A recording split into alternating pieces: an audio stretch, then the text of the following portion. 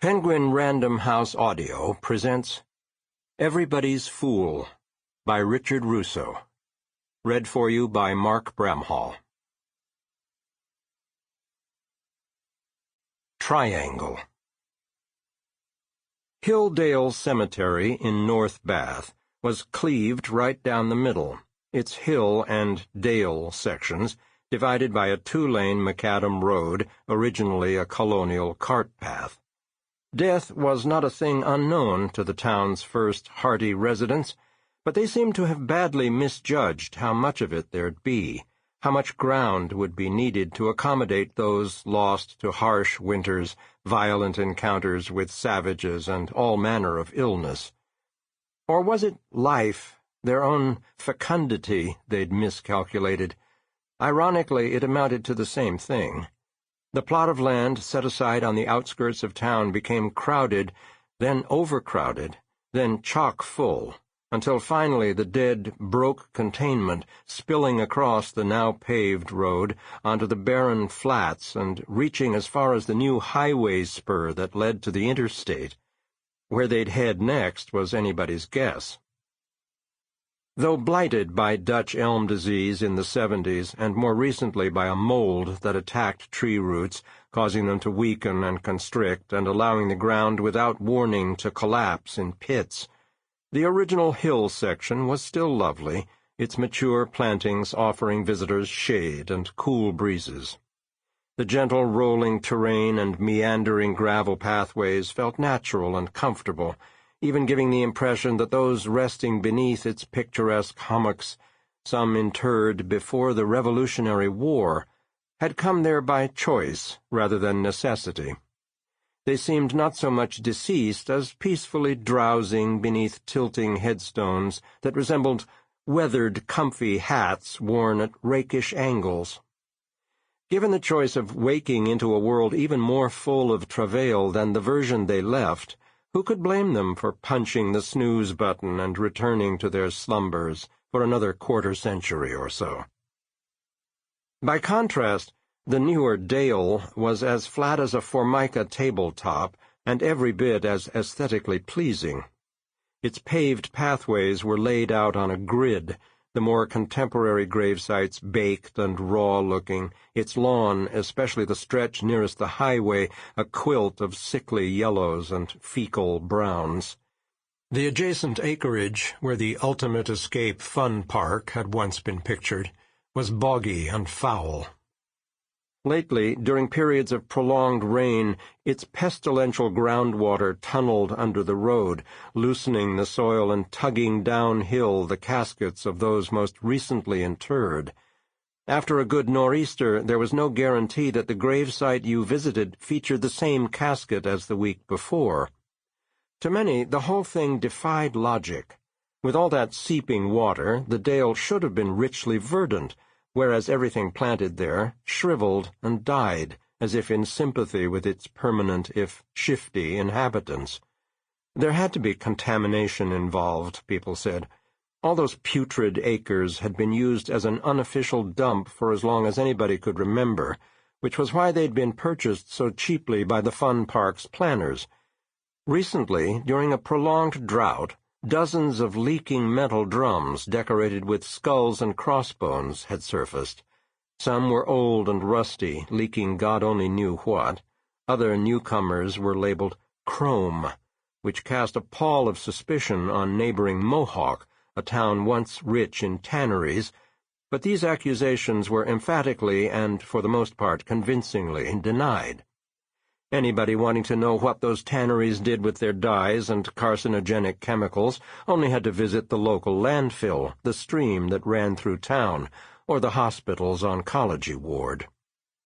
Still, didn't the drums of toxic slurry have to come from somewhere? Downstate, most likely. On this point, the history of New York was unambiguous. Shit, both liquid and solid, literal and metaphorical, ran uphill in defiance of physics, often into the Catskills, at times all the way to the Adirondacks. No jaunty, charming grave markers in Dale.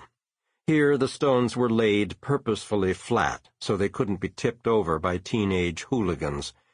Bath's legendary eighth-grade English teacher, Beryl Peoples, whose dim view of human nature she occasionally shared in acerbic letters to the North Bath Weekly Journal, had warned what would happen.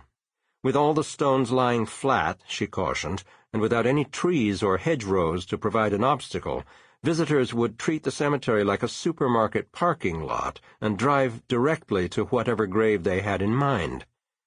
This warning had been dismissed as perverse and outrageous, a slander on the citizenry, but the old woman had been vindicated. Not a week went by without someone calling the police station to report tire tracks across Grandma's headstone, right where her survivors imagined her upturned, beatific face to be. "How'd you like it if somebody drove a pickup over your skull?" the angry caller would want to know. Chief of Police Douglas Raymer, arriving at Hilldale late to witness the interment of Judge Barton Flatt, was always at a loss how to respond to such queries, which seemed to him so fundamentally flawed that you couldn't even tell if they were real questions. Were people inviting him to draw the obvious distinction between driving an automobile over an ancestor's grave, an insensitive, inconsiderate act, sure, and driving it over a living person's head, obviously a homicidal and criminal one? How was it helpful for him to imagine what either felt like? It was as if people expected him to make sense of both the physical world and its miscreants, the latter too numerous to count, too various to explicate, the former too deeply mysterious to fathom. When had either become part of the police chief's job description? Wasn't explaining the world's riddles and humans' behaviors what philosophers and psychiatrists and priests were paid to do? Most of the time, Raymer had no idea why he himself did what he did, never mind other people. Whatever his job was, most days, and today was certainly no exception, it sucked. As a patrolman, he'd imagined that as chief, his hours would be filled with genuine police work, or at least real public service, but after 2 terms he now knew better. Of course, in North Bath, most crimes didn't demand much detective work. A woman would turn up at the hospital looking like somebody'd beaten the shit out of her, claiming she tripped over her child's toy. When you visited her husband and offered to shake, the hand he reluctantly extended looked more like a monstrous fruit, purple and swollen, the skin splitting and oozing interior juices. But even such dispiritingly mundane investigations were fascinating compared with Raymer's current duties as chief of police. When he wasn't attending the funerals of people he didn't even like, or addressing groups of concerned citizens who seemed less interested in any solutions he might propose than how much churlish invective he could be forced to swallow, he was a glorified clerk, a mere functionary who spent his time filling out forms, reporting to selectmen, going over budgets. Some days he never got out from behind his desk. He was getting fat. Also, the pay really sucked. Okay, sure, he made more than he had as a patrolman, but not enough more to cover the endless aggravation. He supposed he could live with the fact that the job sucked if he was any good at it, but the truth was that he sucked. He had no idea what he'd have done without Charice, speaking of aggravation, and her incessant badgering. Because she was right, he was increasingly forgetful and unfocused and preoccupied. Since Becca... But no, he wasn't going to think about her.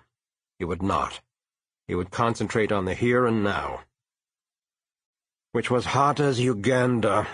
By the time Raymer crossed the cemetery parking lot and walked the 100 or so yards to where a couple dozen mourners were clustered around Judge Flatt's open grave, he was drenched in sweat.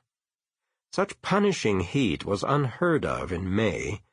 Here in the foothills of the Adirondacks, Memorial Day weekend, the unofficial beginning of summer, was almost always profoundly disappointing to the region's winter-ravaged populace, who seemed to believe they could will summer into being.